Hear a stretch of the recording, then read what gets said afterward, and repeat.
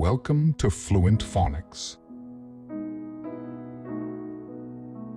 Today, we will learn how to pronounce the word connoisseur. Connoisseur. Connoisseur.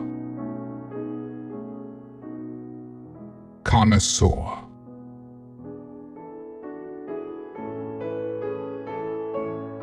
Here's an example of how one might use it in a sentence. He is a connoisseur of fine wines and can always recommend the perfect bottle for any occasion.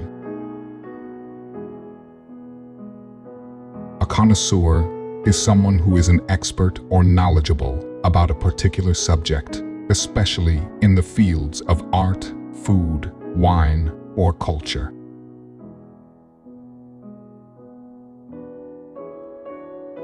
Thank you for your time. If you enjoyed this, please like and subscribe for further content.